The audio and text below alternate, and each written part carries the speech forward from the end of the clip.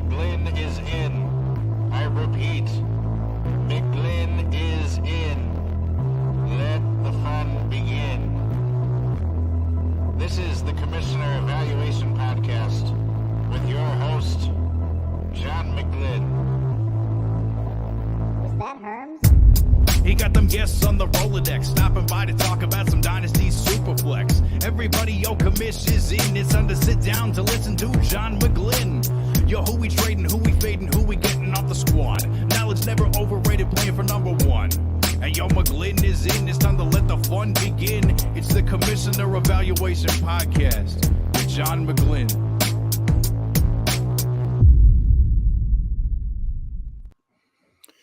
Yo, John McGlynn, Commissioner Evaluation. We are doing a 4-part series of offensive players, skill position, quarterback, running back, wide receiver, and tight ends.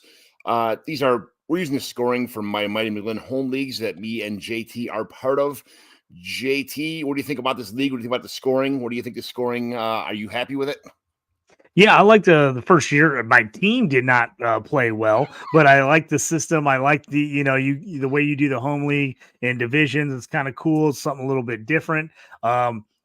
Again, my team was terrible this year, but I'm excited because I actually went back and looked at my roster, and I feel like I actually have a really solid roster, despite the fact that I traded you Trey McBride. We'll talk about that in the tight end episode later on, but I like the scoring. I think you got a lot of bonuses. It's a high-scoring league. I prefer high-scoring leagues, so especially running backs, I think you did a real nice job of making that position worthwhile. I'm excited to talk about running backs. Some of my favorite players in the game. As an ex-running back myself, I always have a little love for the running backs. I thought it was funny. My team did not do well. Like it was a dog or something. Like you trained it to do well, or you do the best you can. It is what it is, man. It's just how it happens. So I felt like as a GM, I drafted well, but the product on the field just didn't show up. I felt like I drafted garbage and my team was garbage, so I rebuilt the whole thing right from the get-go. 2 weeks into us, after a startup draft, I just blew up the whole thing. I threw a grenade inside the tank, and that was it for me. So, yeah, but this league for running backs, our MVP, which is pretty much the MVP for almost every fantasy football league on earth, was at the running back position was who did you have? Oh, Christian McCaffrey, running back, San Francisco 49ers. Anybody who will listen on X, I have been touting him for actual real life league MVP. Everyone's like, well, it's going to go to a quarterback. And I'm like, I know that's ridiculous. They should call it the quarterback MVP award instead of league MVP if the only person allowed to win it is a quarterback. I think it's ridiculous. Right. I'm going to give my little 2-second spiel here, more than 2 seconds, but Christian McCaffrey had by far the best season of any player fantasy wise, bar none, the best season for his position. He absolutely smoked everyone else. He was the most valuable player in fantasy this year, and I think he was the actual most valuable player in the NFL this year. The top 2 candidates right now, and most people's ballots, are Lamar Jackson and Dak Prescott. Dak had a little more successful season stats. Lamar had a good year. He just happens to be on the best team, but they had a great defense. I don't think Lamar's stats were all that great. I think he had a solid year, but not MVP worthy. If they weren't 13-4, I don't even think he'd be in the conversation. I think it's CMC. If any year someone other than a quarterback should win it, I think this is the year. I know people act like running backs are just super interchangeable and just anyone can be thrown in and be good. That's not the case. I don't think so. CMC was a cut above everyone this year by far. And I know the Niners were good, but if we want to talk about the best player on the best team, shouldn't it go to CMC? He was the best player on the best team. I know some people talked up Purdy, but I don't care what you say. They still have the same record to me. If Darnold's in there, are very similar. CMC was the best player in that total offense. The rest of those guys are good, but CMC was the man, absolutely the man. Deserves the MVP. If this was the 90s, I'm telling you, CMC would win the MVP this year, hands down, running away. If this was the late 90s, early 2000s, CMC is league MVP. He's my fantasy MVP. I mean, he scored 536 fantasy football points in our league, which I'll get to the scoring in a second. But the second was Travis Etienne with 382 points. 150 more points than the second place guy. 150 more points. I mean, that is complete domination. If that doesn't say MVP all over it, I mean, that's ridiculous how he didn't win the MVP. But our scoring is 6 points for a rushing touchdown, 1 full point for a rushing first down, 2-point conversion is 2 points. For every rushing attempt, you get 0.1, so every 10 attempts is a full point. A 50-plus yard rushing bonus is 2 points. And then we get to these, even though we'll talk about receivers at a next episode, but it is for wide receivers, it's a 0.5, but for running backs, it's a full point. And tight ends, it's a 1.5. So reception for running back is a half point more than a wide receiver would get. And then, receiving touchdowns are 6 points, which CMC got a lot of. Receiving first downs are 0.5 for running backs also. And let's see, here are the bonus stats, which you also get for rushing, receiving.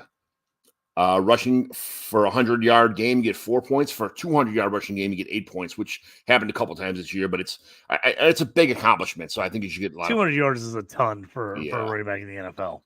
Same thing with a 100-yard receiving yard is 4 points, and a 200-yard receiving game is 8 points, which, running backs are they get 100 yards sometimes, but 200 yards, if it happens, it happens. But those are the receiving stats we have.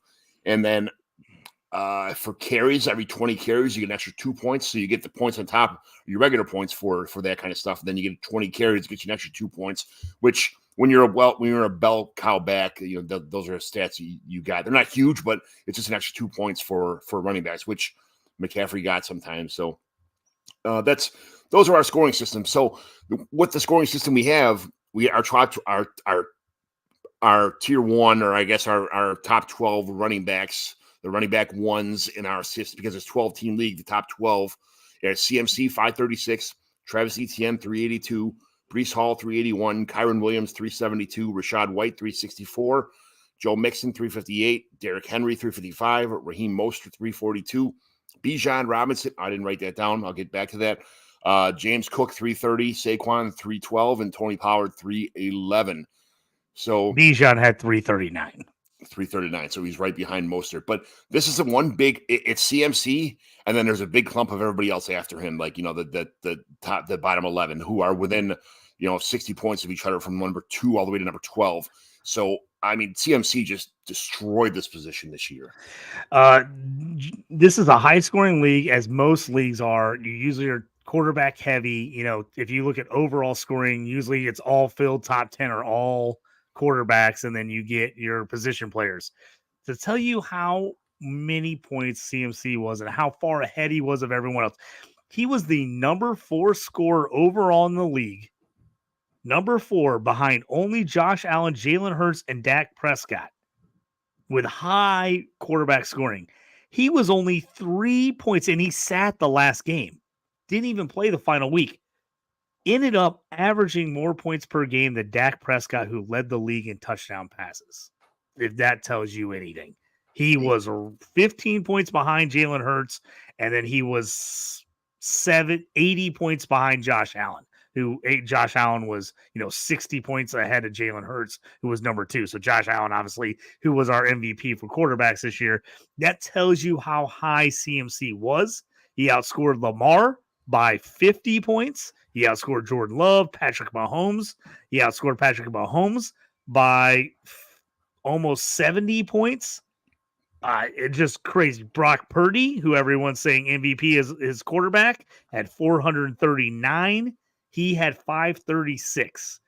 So you outscored him by a good 50 points. Outscored Tua, who led the league in passing yards. Baker Mayfield, Stroud, Trevor Lawrence. The next highest position player outside of QB was CeeDee Lamb at 14 with 415 points, and Tyreek Hill at number 15 with 401 points. It's amazing. He had over 100 points more than either of those top-end wide receivers, which 400-point season is a monster year for a wideout, especially in this league. We do first downs, we do bonuses points, we do all that, but we only do half-point PPR. Or no, we do it's a half point for wide receiver and one full point for running backs. Yeah. So half point PPR running back or for wide receiver getting 400 points is a ton. Yeah. Next, after those two guys, then you got to Etienne and Brees Hall at number 20 and 21. That's the absolute domination of CMC this year. Just unbelievable player. He's my man crush. He's my favorite player that's not a player on one of my teams. I absolutely love CMC, so that's why I'm gushing about him, especially very few running backs have ever had a second RB1 season. He did it 5 years ago for the Panthers. 5 years later, he comes back and has not only an RB1 season, but an absolute dominant RB1 season, same as when he had in 2019 for the Carolina Panthers. I mean, yeah, he surprised everybody, but it's amazing how much he did about everybody else. But who else surprised you this year besides CMC? And like I said, a lot of these guys are all kind of bunched up after. But who else out of the running backs surprised you this year with players that you did not think were going to meet these expectations?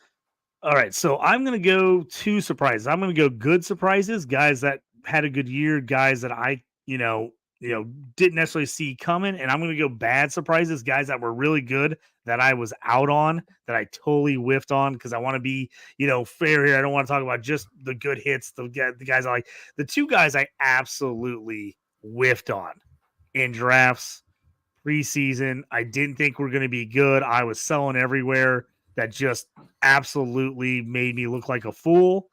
Rachaad White of the Tampa Bay Buccaneers and James Cook of the Buffalo Bills.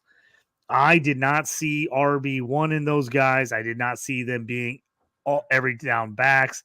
I thought they were solid players. I just didn't see them being huge fantasy assets. Rachaad White finishes RB5. James finishes RB10. Great season out of both those guys. If you have them, you're probably super stoked about it.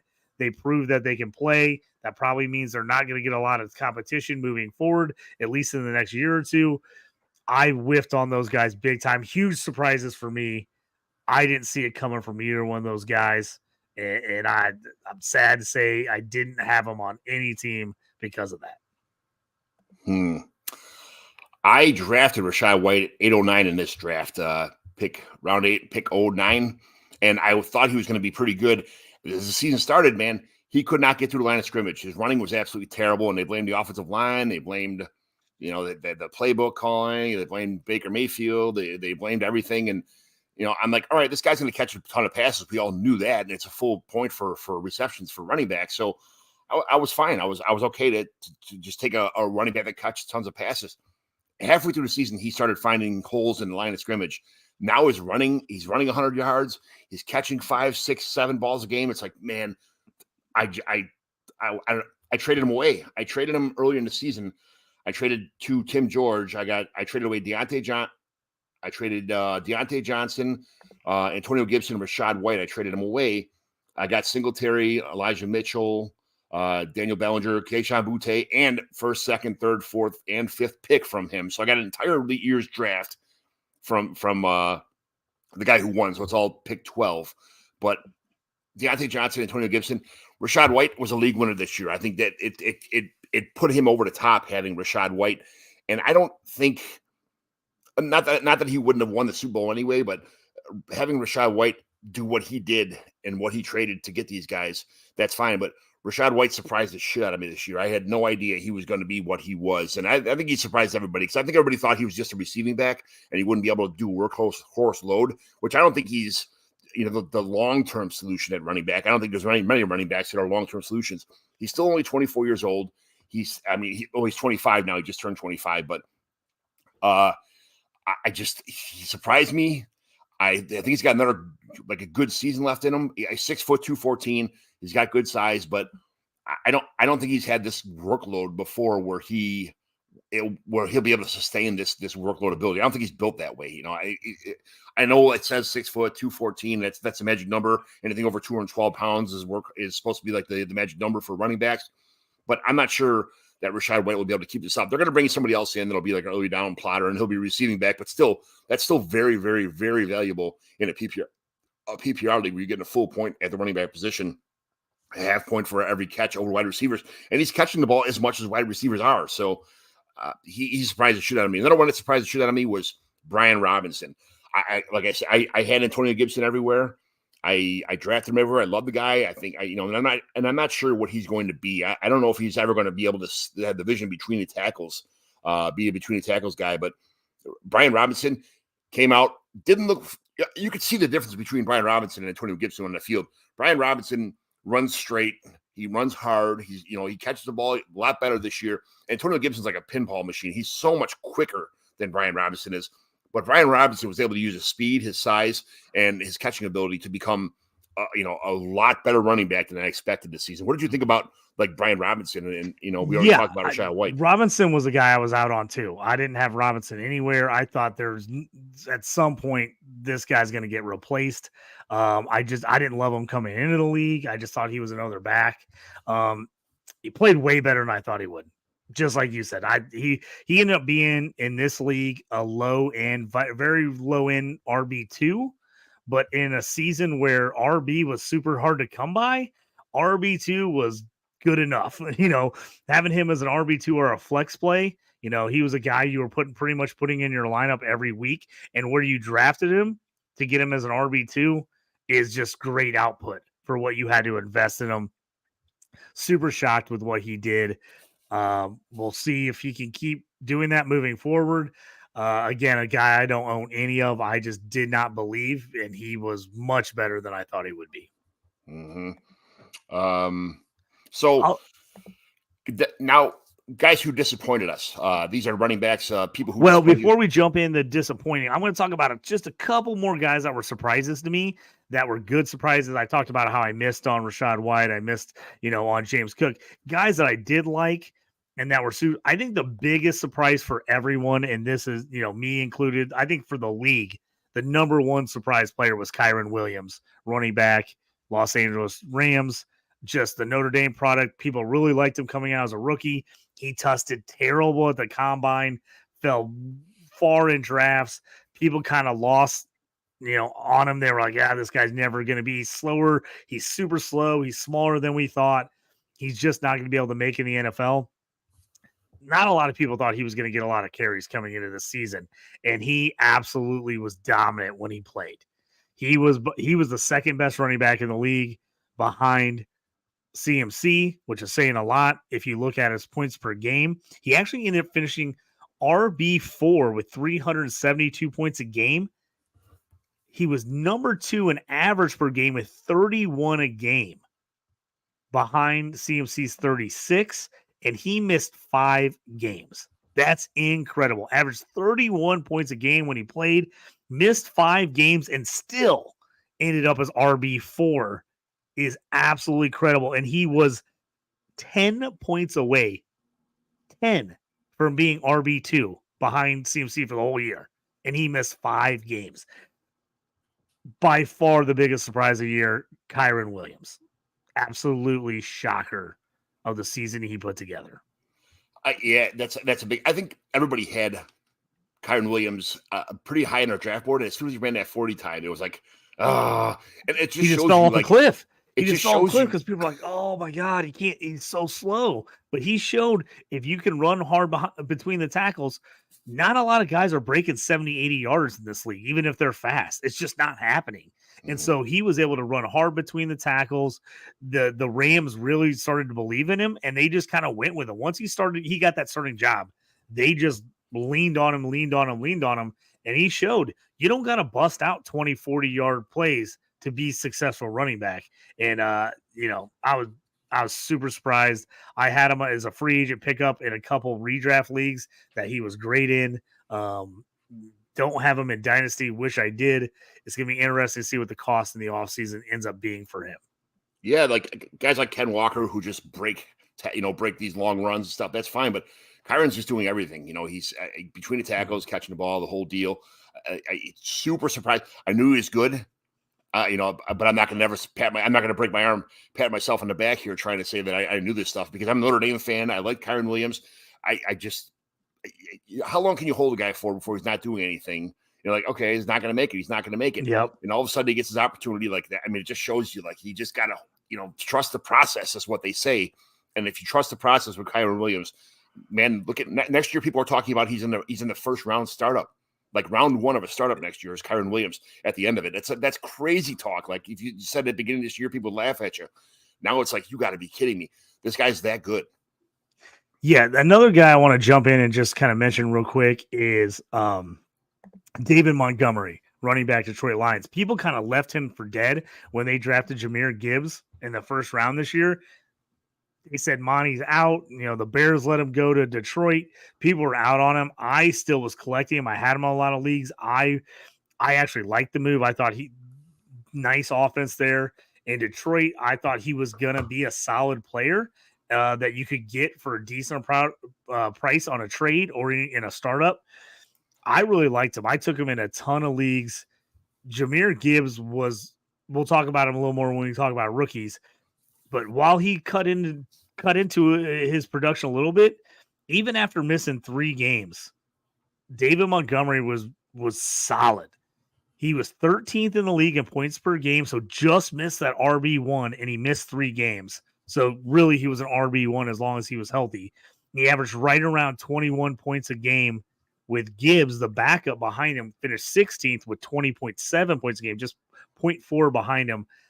People were out on Monty. They showed that you can do it with both running backs. If you were smart enough to draft Monty or hold Monty, I think you were really happy with what you got out of him this year as he actually crushed to start the season, got a little banged up, came back, was pretty good. Wasn't quite as high at the end of the year, but still was good throughout. He was one of my really nice surprises and a guy that I was on preseason. He had a touchdown in almost every game he played. I mean, if you were to take, there's only 3 games that he did not score touchdowns in. In one game, he had 3 touchdowns. So pretty much for the most part, he's averaging a touchdown a game as a running back. He was a sit. He was a sit or a start and don't think about it every week. If he was healthy, he's playing. You got to set him, play him no matter what. I've been a Monty guy. I loved him coming out of college. People were kind of down on him. He's only 26 still. Mm-hmm. Feel like he's been in the league because he's been in the league 5 years, but the guy's got a couple good years left. And in this good offense, I like Monty a lot. What's the comment we got from Chris B here? He needed a lot to go his way. Talented at Notre Dame. Only worry is that the Rams bring in 1 or 2 guys that sink his value. His draft value is just too pricey for me at the moment. Yeah, he's talking about Kyron Williams. I agree with him. Depending on where he goes to start, he's probably going to be too expensive for me. I totally agree. I saw someone posted the other day that the Rams, they had drafted a running back, and I think it was 8 straight drafts. So they're going to draft a running back again. What's going to happen. But can Kyron hold him off? I think he could. I mean, the way he played, they got some talented rookies. People thought we're going to get some looks over him. He ended up winning that job. I think they stick with him. But as Chris said, I think his price, if you don't have him, his price to acquire might end up being too high for me. But he was just an absolutely phenomenal surprise this year. Yes, absolutely. Very much so. So those are the players that surprised us. Which players disappointed you? I'll let you go first on this one, JT. So the disappointments, running back was tough this year. A ton of injuries. It was hard to get guys that were bell cow backs. So you don't want to just totally rip on guys, but some of the guys you had probably a pretty high investment in and that just didn't come through for you. For me, was number 1 was Austin Eckler, Los Angeles Chargers. He finished as RB 29 as he's been one of the top running backs in fantasy the last couple of years. Finished as RB 29, and to look the players that finished right around him at RB 29, RB 30, right in that range: Gus Edwards, Zach Moss, and Ezekiel Elliott. So that is where he was at. Now, I would say those 3 guys actually had way better seasons than people would have anticipated. So that tells you something. When he's in the range of guys that you're like, oh, they actually gave me some solid production. I liked what I got him out as a flex play. and your supposed RB1 top 5 finishes around those guys, to me, that's a problem. That's a disappointment. Just Eckler is already now 29. To me, that's an issue. I just thought he had a down year. And then the other guy I'll bring up that I thought I didn't expect a lot out of him, but I didn't expect him to completely fall off the face of the earth. Miles Sanders, running back, Carolina Panthers, had his career year last year for the Eagles. Absolutely set every record for him. He signs with the Panthers, a rookie QB. You figure they're going to pound the rock with Frank Reich. They want to get, Bryce Young comfortable. Miles Sanders is going to get a ton of carries. He's going to be in the mix. Even if he's not super productive, he's going to get you some points. His only top 12 finish of the year was week 3. And guess how many rushing yards he had? You'll never guess, John. 24 yards rushing, 5 catches for 38 yards, and he scored his only touchdown of the season in that game. That was his only RB1 game.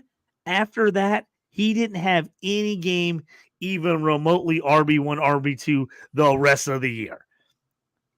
Woof. I mean, it was brutal. He was around RB 50 in fantasy this year. He was damn near unplayable. I mean, you could not put him in your lineup unless you were bye weeks and you just had to throw someone in there.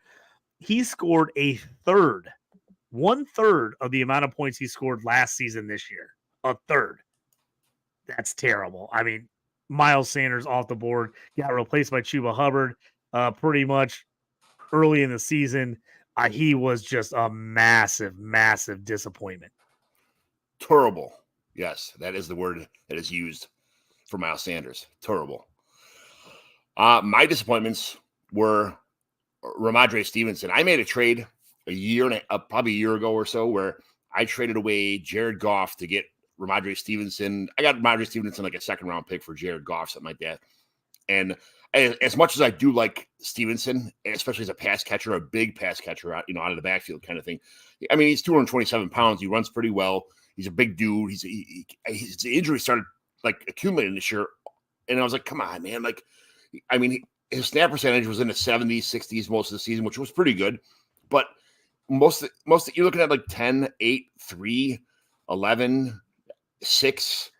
Some of the fantasy games he saw, he had only a handful of games in the top. He had 2 games in the top, 3 games in the top 10. Barely made it in week 12 versus the Giants. But other than that, he was running back in the 30s. A handful of weeks, 1, 2, 3, 4 weeks in the top 25. But I mean, other than that, I expected so much more from Ramondre Stevenson this year. And to lose Jared Goff in a Superflex league for a running back, which I was stacked at quarterback, and I needed to make a move for a running back. But man, I wish I would have not made that move right now. And I don't know what the future holds without Bill Belichick being in New England anymore. I'm not sure if Ramondre Stevenson's going to be a bell cow. What's going to happen with Patriots running back stable? What he's going to do? I imagine Ramondre is going to have an extended career because of his pass catching, but I just don't see. I really expected this to be like one of the humongous Ramondre Stevenson years where he scores tons of points and people will be drooling to get him off my team, and I'd be able to trade him for a younger running back or some other position somewhere. And now he's like, he's untradeable right now almost because you're not getting shit for him. What you should get for him anyway. If somebody offered you Ramondre Stevenson right now, I think he's a buy candidate. We'll get to that later, but what would you pay to import Ramondre Stevenson on your team right now, JT? It depends on how desperate I am at running back. I still think he probably brings you a mid to late second, but I mean, he was a guy people were asking for first and more, last year for him. I mean, he did miss 5 games, so that hurt his overall production. He missed 5 games at the end of the year, but still, like you said, even before those 5 games, he wasn't terrible, but he was on a team that you expected that they needed everything from him on offense, and they were going to feed him with a bad QB play. And he was low in RB2 most of the year. Like you said, he had 3 top 10 finishes at running back, but even, those were by far his best weeks. Other than that, he literally was low in RB2, which isn't horrible, but where you had to draft him or whatever cost you had to get him, you needed more than RB2 out of him. And so I agree with you there.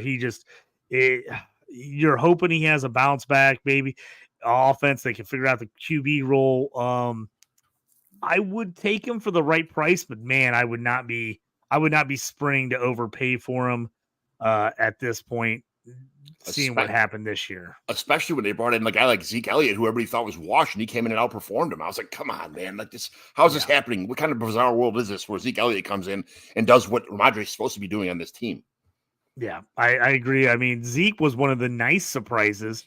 If you took Zeke, you got him dirt cheap, and he actually was a flex play, or during the bye weeks and injury real weeks, he was actually an RB2 for you some weeks. So, yeah, Stevenson, like I said, not an overall horrible season, but just not where you drafted him. He ended up finishing 36th in our league in scoring, just scored over 200 points. Like we said, did miss 5 games with the injury, but you look like a guy like Tyler Algier, who was technically the backup to Bijan Robinson this year.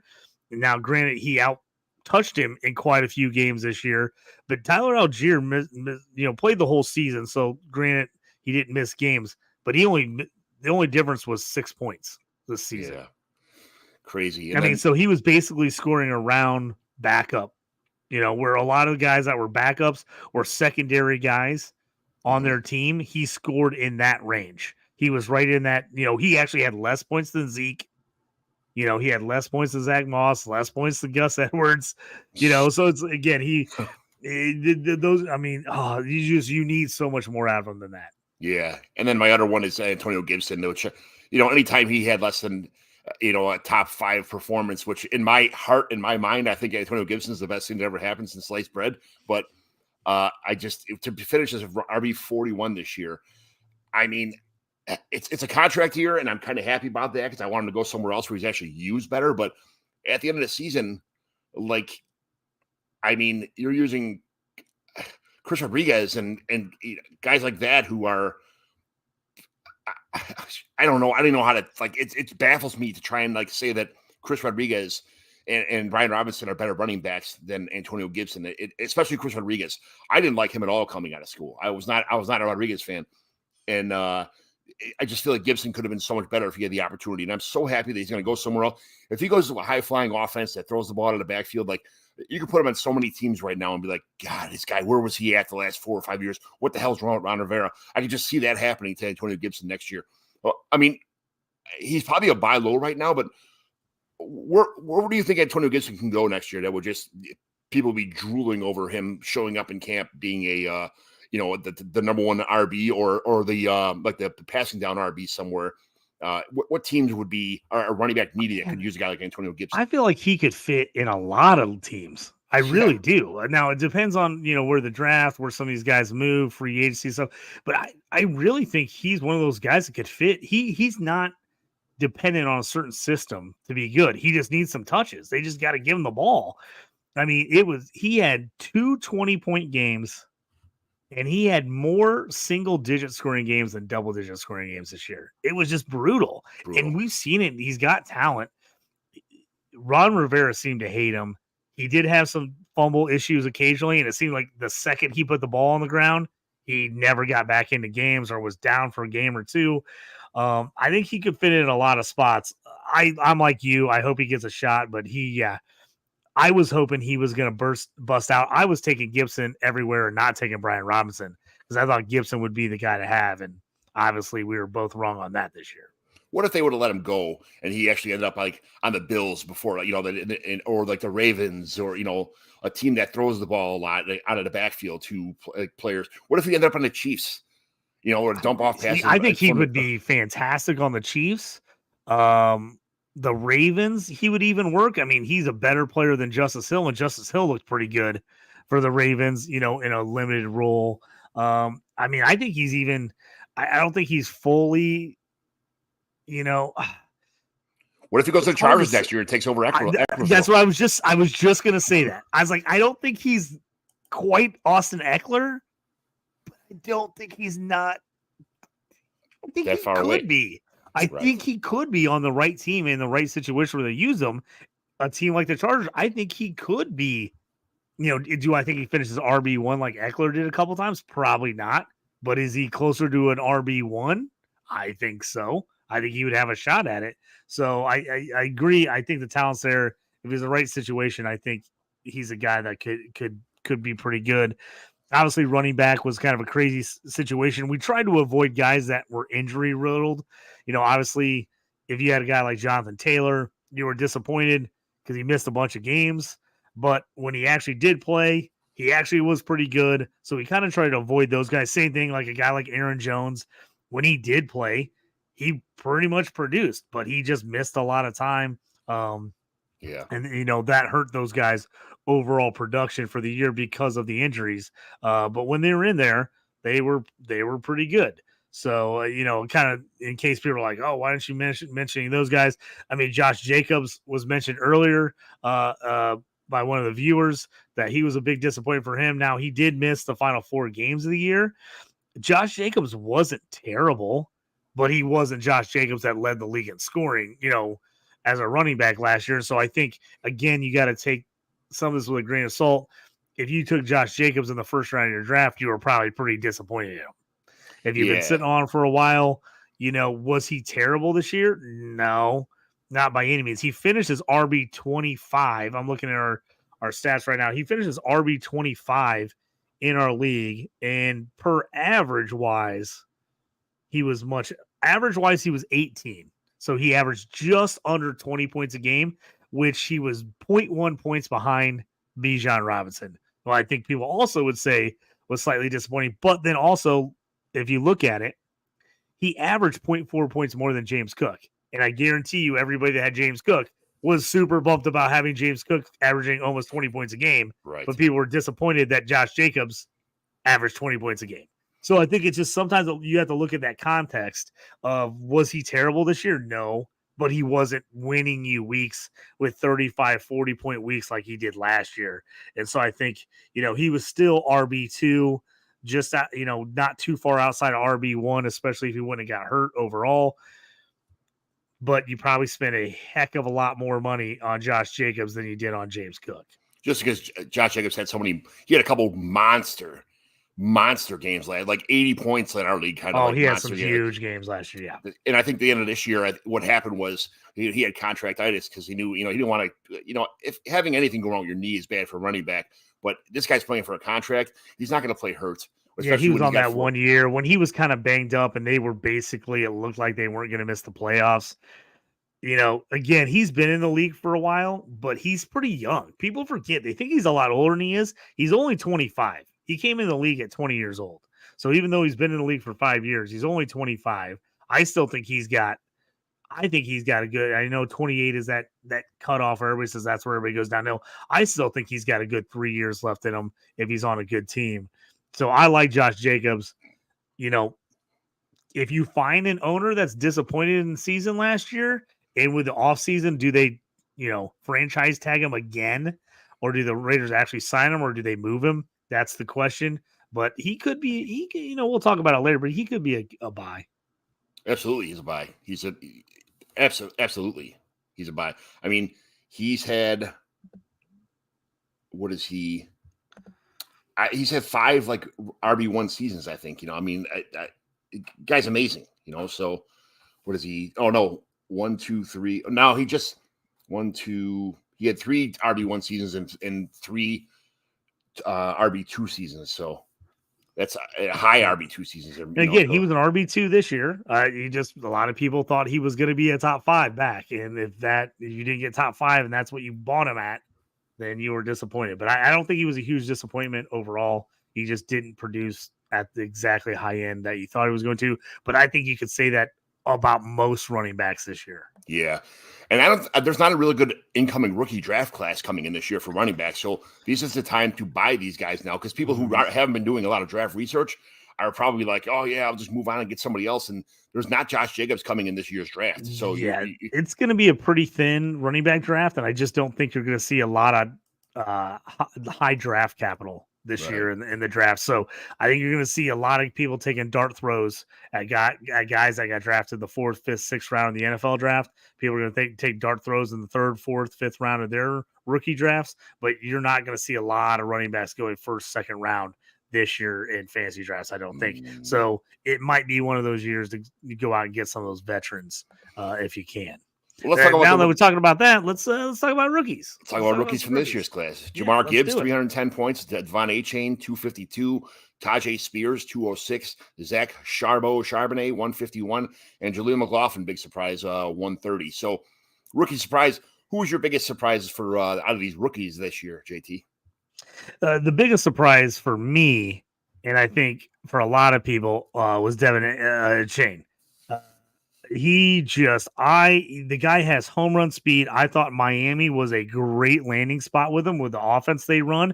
I thought, hey, this guy, this is what I said preseason. I said, this guy is going to be phenomenal best ball back. If you can get him on a best ball team, you're going to absolutely love him because he is going to win you some weeks when he just has some explosive monster runs or catches for huge touchdowns. That was my evaluation. I didn't think that he could go all game where they would give him a bunch of touches constantly. Well, they did. When he was healthy, that was the big issue with him. When he was healthy, he was a great play. He finished as RB27 overall, despite only playing in 10 games, like significant time in 10 games. He kind of got a slow start. He had a couple games where he got 1 or 2 carries, but the 10 games that he actually got significant playing time, RB27, he finished 3rd in our league in average points per game. So that tells you when he was actually in games, the guy was lights out. He averaged more than 24 points a game in our league. 3rd overall in points per game. 27th if you go the whole season. You know, obviously we said he missed some games. He was banged up with injury. He didn't start the first couple games of the year. But, man, I did not see that type of production coming from him. I mean, just phenomenal. He was a winner for if you had him in your lineup on some of those big weeks. He absolutely won you weeks. Week 3 versus Denver, he scored 70.60 fantasy points in 1 week. 70 points. 18 rushes for 203 yards. He had 2 touchdowns, and then he also had 4 receptions for 30 yards and 2 touchdowns. 4 touchdowns and over 200 yards rushing in that game. I mean, that was crazy to watch that game unfold. It was kind of like somebody spent 3 first-round draft picks to trade for Devon A-Chain right after that game. Like, yes, I need this quarterback for the future. Didn't really produce. I mean, no. Then he got hurt, and when these speed guys have injuries, you know, it clogs up the things up pretty good. But he had only 2 more in an RB4 week with 30 points versus Washington, and an RB8 week in week 17 versus Baltimore. But other than that huge game, week 3 game was obviously that would be on anybody's highlight reel for. I mean, that's a once in a lifetime game for almost any running back. So, but RB, you know. Yeah, but if you look down the seat, he had that obviously he was RB1 that week, the 70 points. Very next game, he puts up 34 points. He's RB4. Next game, 33 points. He's RB4. Then he gets banged up with injury. He ends up missing 5 straight games. Plus, you know, they had a bye week in there. Actually, he missed 6 straight games plus the bye week. And then he came back, and what did he do? RB4, 29.5 points against Washington. So the first legit 4 games he plays, he's RB4 all 4 games. Now it's spread out, but he was RB4. Like, great. Then it went down a little bit. He ended up being RB26 with 15 points against Tennessee. The Jets, he ended up being RB31 with 11 points. Dallas was his only game that he wasn't at least right on that verge of RB1 or 2. Was he had 4.8 points in that game. And so he was RB51 that week. That was the only game he didn't score double digits. And came back RB8 with 34 points. So again, a 34-point game, which was 4th some weeks. He was 8th that week because everybody blew up, but he's still with 34 points. And then the final game of the regular season, 15 points was RB17. So like I said, when the guy played, he was a beast. He had a 70-point game. And excuse me, if you count the Commanders 29.5, he basically had another 4 30-point games on the list, and he only had one single-digit game in games that he actually got full-on playing time and didn't get hurt. Yeah, absolutely amazing. So my surprise this year was Tajay Spears. I think we did rookie evaluations here in the offseason last year, and I was, everybody's concerned about this guy. I thought for sure he wasn't going to last because of his knee. He had, like, oh, his knee's terrible. It's, there's so many concerns, and I'm so sick of these red flags coming out all the time. That echo chamber through on Twitter, and everybody writes about it, and it gets you all kind of like, oh shit, I'm going to stay away from this guy because he's got a bum knee, or something's going to happen to him because he's got a bum knee. Man, he had a lot of good games this year, man. I can't believe. I thought it'd be the Derrick Henry show, and then it would be just a handful of passes for Spears. Maybe you get a little bit of work. Talk about impressive, man. He had a lot of catches this year. I mean, I'm trying to get to his stats right now because my computer just froze. But I've got him pulled up here for you right now. He this year he actually had 70 targets.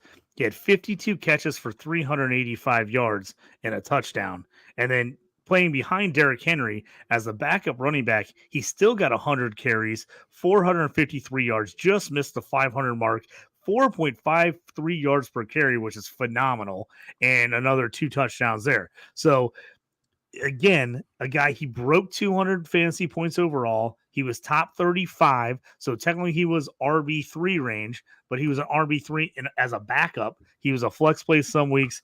Again, I was like you. I was out on him. I saw all the red flags. Everybody said he's got no ACLs. His knees are done skis. And then I saw a couple people said, hey, running backs don't last this long. Maybe you take him and write him into the ground for the next 2 to 3 years. Right. I did not take that advice. I should have. I did not go after him, even though I really liked him coming out of college. I thought he was great at Tulane. I overindulged in the injury bug issue with him that everybody kept bringing up. I didn't take him anywhere. I was really impressed with him. If Derrick Henry gets moved on, which it looks like he will, man, Tajay Spears is going to be somebody a lot of people are going to be buying next year. Excuse me. He only had one game over 10 rushing attempts in week 13 versus your Indianapolis Colts. But other than that, 7, 9, 6. I mean, it probably looks like he averaged about 7.5 attempts every other game. But the receptions. He was getting like 7 to 10 touches a game, which was way more than I think people thought he was going to get. And he was pretty productive like I said, he was productive on the touches he got. And if you watch the games, you watch the tapes, the touches he had, he showed flashes. He wasn't just getting easy yards. He was making stuff happen. He looked really good. There's a couple screen passes that he looked absolutely dynamic on. He was a guy, like I said, I'm 100% with you. He surprised big time this year, and I think he's got a lot of upside moving forward. And the one thing about him, for how bad his knees are and everything else, all these guys for COVID, there's so many guys coming out so much older. He's still only 22. He's only 200 pounds, which he's right at that 200-pound mark. But he's not like he's already 23, 24, 25. He's 22, a year in. I like him. I big time surprise for me. Yeah, that was my biggest surprise of the year just because I listened to all that BS. But who's your biggest rookie disappointment? So for me personally, I was all over Chase Brown, running back out of Illinois, and Sean Tucker, running back out of Syracuse. Those were two guys I watched a ton of in college. I love their athleticism. I thought they were going to just be really good players. I was shocked that Chase Brown got drafted as low as he did. I don't think he went till the 5th round to the Bengals. And then Sean Tucker, for anybody who doesn't know, long history. He's a guy a lot of people thought was going to be a 2nd round, maybe even 3rd round running back. Had a heart issue at the end of the year. They didn't let him do the combine. He missed out on pro day. All kinds of crazy stuff happened. Eventually he got medically cleared, but it was way too late. Everything had already happened. He ended up going as an undrafted free agent to the Tampa Bay Buccaneers. I thought they got an absolute steal. As I said before, I wasn't a Rachaad White guy. I thought this is a perfect spot. Sean Tucker's going to come in here midway through the season and take over as RB1.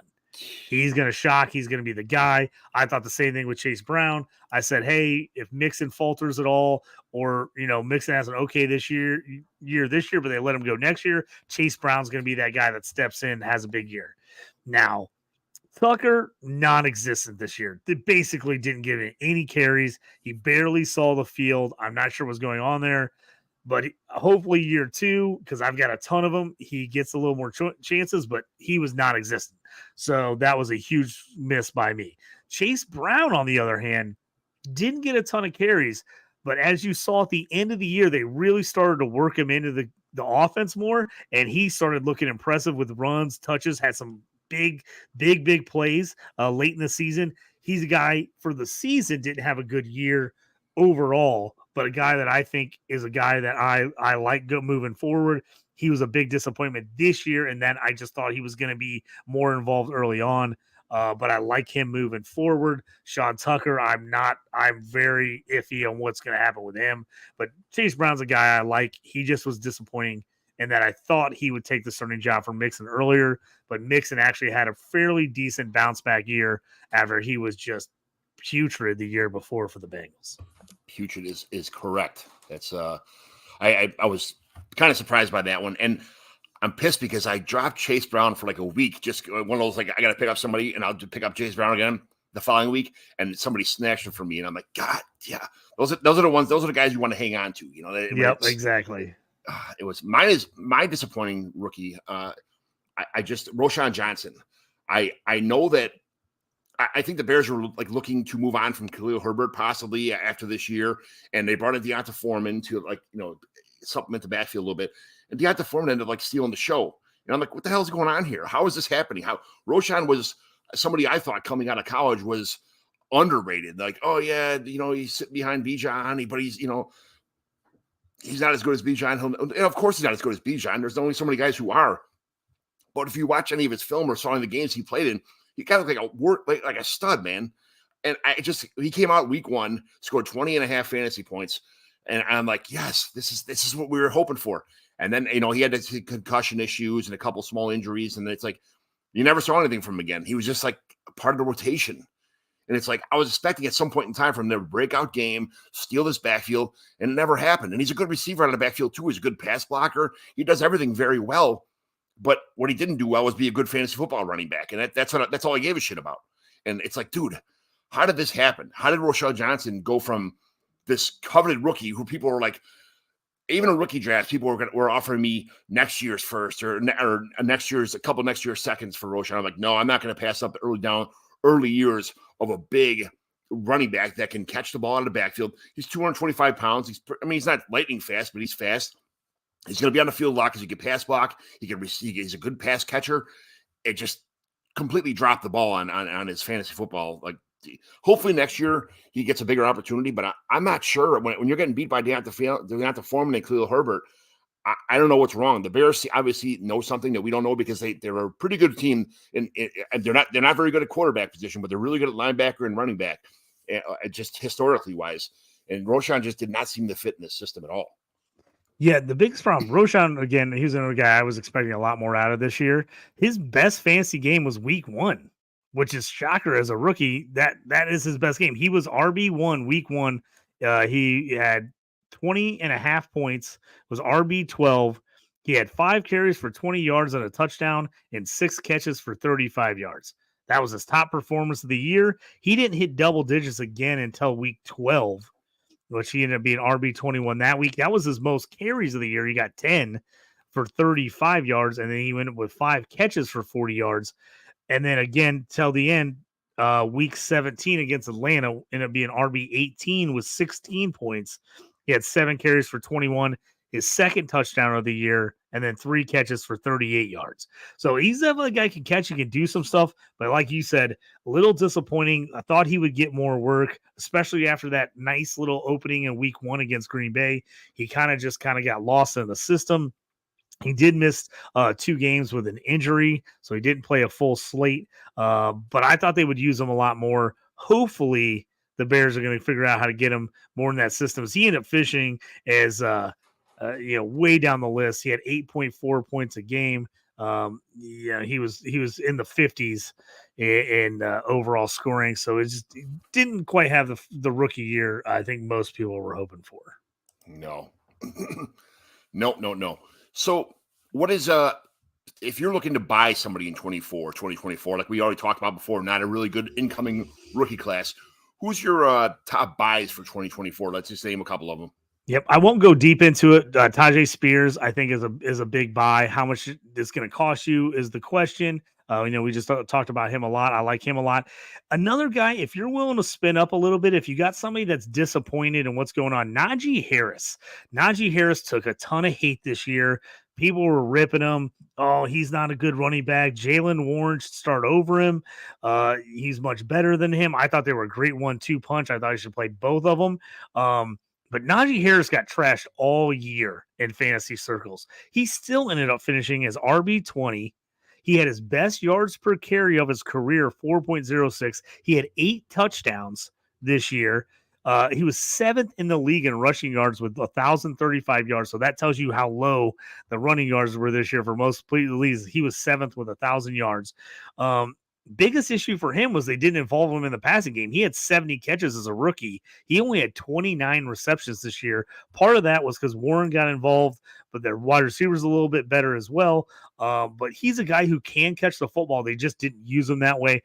I think with improved quarterback play, a new offensive coordinator, the line was great at the end of the year, and they really, really, really started using Najee the way everyone thought they would do at the end of the year, as he really piled it on. Last 2 weeks of the season, 37.9 points against Seattle and 38.9 against Baltimore, as he had over 100 yards in both those games. He had 4 touchdowns in the last 3 games of the year after having 0 touchdowns the first 5 games of the year.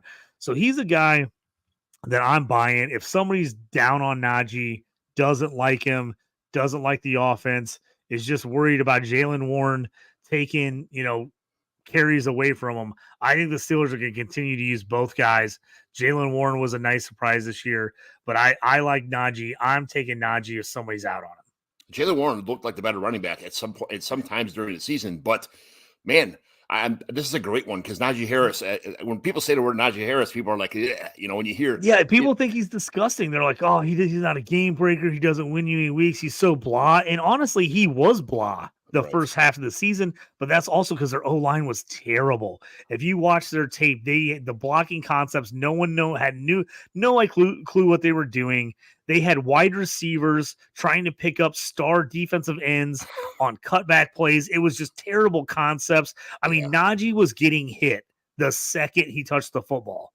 There's so many plays where he made 3-yard gains out of plays that should have been a 1 or 2 yard loss. I mean, he played way better than I think people realize. And when he got a little bit of space at the end of the year, he started making rooms. Now, I love Jalen Warren. He was 2nd in the league behind CMC in rushing yards per carry. That's another thing CMC led the league in, yards per carry. Warren was number 2, and I think Warren's a really good back. But the fact that people think that Warren should be the number 1, I look at it like Dallas last year, Zeke with Pollard. Pollard was that great secondary back that they could use him as screen passes, a little bit of different change of pace. That's how Warren is. Warren's a great change of pace from Najee. But if you had just Warren, I do not think you'd see the amount of production for the amount of touches that Warren's giving you right now for the Steelers. I just don't think it happens. I think it's a great 1-2 punch. I don't think Najee loses the starting role at all. And I do think Jalen Warren's a great, flex play for you with Najee. But Najee, if people are hating on him, they want Warren. They think he's out as a starting running back. I like him. I still think Najee can be a RB1 in this league. Yeah, Najee Harris would be able to survive without Jalen Warren. I don't think Jalen Warren will be able to survive the rigors of a season without Najee Harris. So yes, I agree. Yeah, my buys. We already talked about Chase Brown, so I'm not going to beat a dead horse there. But another one I like is Jerome Ford. I'm not really sure that Nick Chubb will come back on. I'm not sure Nick Chubb comes back until he'll probably start next year on a pup list, missing the first 6 or 7 games. That was a brutal injury. It's brutal injury. Mm-hmm. Yeah, just tons. I mean, he tore more than just one thing. He had multiple injuries there. I like what you said. Ford looked good this year. Don't want to steal your segment here, but yeah, I like Ford too. I think you're right on this one. Kareem Hunt looked pretty good. I think it's a good combination, but I'm not sure Kareem Hunt's going to be coming back. I think he wants to come back. I think he likes it in Kansas City. I think Kansas City likes him too, but I'm not sure though. He might be asking for too much money, but Jerome Ford could definitely weather this by himself as far as being the lead back here. I love Jerome Ford coming out of college. He was somebody I like, and man, it's been a couple of years. He's been waiting for his chance, and it just didn't happen. So now he got his chance. He showed that he's a good running back. I just think towards the end of the season, he's wore down a little bit. I feel like next season he'll come in expecting to get maybe possibly a full workload or being the lead back and be prepared for the rigors of an entire NFL season as a lead back. I don't think, even when Chubb does come back next year, I think they're going to ease him in the second half of the season, not just throw him to the wolves right from the get-go. But Jerome Ford is someone I think people are down on right now, possibly rightfully so, because of fantasy stats, but Jerome Ford is something I'm buying right now. Absolutely. Yeah, John, who are your sells? Who are the guys that you want to, if you get a chance, you can move them? Travis Etienne is one of my sells. I think he had a very good season this year.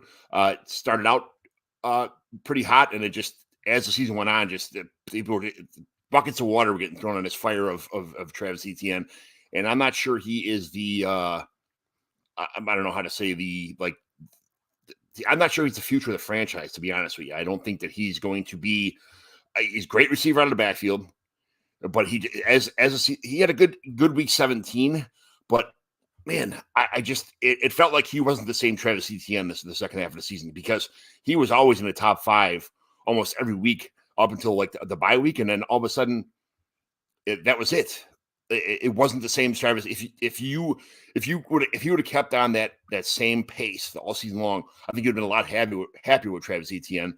And I think the Jaguars weren't as happy with Travis Etienne on their team as they were expecting, or kind of were how do you say, like they didn't have the same continuity with him. For me, I think it became down to just touches, workload. He got a lot, and that helped him. You look at his carries; he was not even close to as productive, per touch this year as he was as a rookie. He averaged 3.78 yards a carry this year, and he averaged 5.11 as a rookie. So I mean, that's a huge difference. He goes from over 5 yards a carry to under 3.8. He ended up with 47 more carries this year than he had as a rookie, and ended up with 100 less rushing yards. Does he feel like the RB3? 47 more carries. What propped him up this year was he had 5 touchdowns rushing as a rookie. He had 11 this year. So 11 rushing touchdowns really propped him up. And then wide receiver wise, out of the backfield, he had 73 targets compared to 45 as a rookie. He had 58 receptions, 476 yards, and 1 touchdown. So the 58 catches, 476 yards, and a touchdown propped him up. The 11 rushing touchdowns propped him up. That got him up to 3rd. And for most people, he finished 3rd in fantasy scoring. In our league, he finished 2nd overall. So a good year. Hate to hate on him, but if you're not feeling completely comfortable with him, I agree with you. I think if you could get a good, solid price for him, I wouldn't hate moving him. Does he feel like the RB2 or RB3 in a fantasy football league? He doesn't. No, he doesn't. He doesn't. And I like it, Ian. I like him. I liked him coming out of college. I was really him and Najee Harris were like 1-2 for me. I was like kind of back and forth on those guys. Liked them both a lot. I know he outscored Najee this year. I'd be buying Najee and selling Etienne if I could, because I think I could just get better value there. So I totally agree with you. Your other guy, tell me the other one, and I think we talked about him earlier already. Kyron Williams. I don't want to beat a dead horse here either. Same thing, but like I said, he's going in the end of round 1 in startups now. Baby. Gone, like off. Yep. Hey, so somebody wants to take him right now, have at it, man. I like Kyron Williams, but I think he's reached the pinnacle of his career this season. That's not going to happen again. So he's a sell for me. How about yourself? Yep. For me, it's really tough because the running back market is so weird right now. We either have young guys I think are overrated and you're going to have to pay a ton for, and then you've got some older guys. You're not sure where they're going to end up. The end of their career. How much do you want to give up for them? So I think running back buy sells big really depends on if you're in the mix going for a championship or you're in rebuild. I think that's huge. Probably the guy I'm trying to sell is Isaiah Pacheco. Another solid season for KC. I just don't see any of these guys ever being like top end RB1s, even middle of the road RB2s in that Kansas City system. I just don't think it's going to work out. If you got somebody that loves him, he was a pretty big sell. People were buying him heavy last year for a pretty hefty price. So if I can get something solid for him again, I'm probably moving him. And then if I need, draft capital and I want to maybe move some older players off my team, I'm probably looking at Alvin Kamara and Derrick Henry. Those are probably the guys I'm looking to move for somebody that's a contender that's like, hey, man, I'm a running back away from having a real shot at the championship. If I can get some draft capital for those guys, if I'm not in it, even if I am in, if I can get decent draft capital where I can maybe get a second rounder, Kamara maybe will get you a late first and something extra. Henry, you're probably going to be hard to get a first for most people now, depending on his running back situation. Heck, if he ends up on someone like the Ravens, you might be able to get a first for him because, they love to pound the rock and he would be great in that situation. But there's a lot of high-end wide receivers in this rookie class. I would love to get an extra pick in the second round. So I wouldn't mind moving either of those guys. Yeah, especially when Antonio Gibson ends up being in New Orleans next year when Kamara gets cut. It's going to be fantastic. That's another spot where he would be fantastic. Actually, I think he could put up just the same production as Kamara, and he's, I think, 3 years younger. Yeah. So, all right. Well, that did it for our running back show. Thanks for watching. Thanks for sticking with us. I'm John McGlynn, 75 on the X. Thanks for tuning in. JT, where can everybody find you at? Find me on the X at JT Orange, and you can check out my show. I'm the host of The Stew with JT Brew on Dynasty Pros Football YouTube channel. Later, everybody. Thanks a lot for tuning in. We'll talk to you later. We got wide receivers and tight ends coming up next. Later.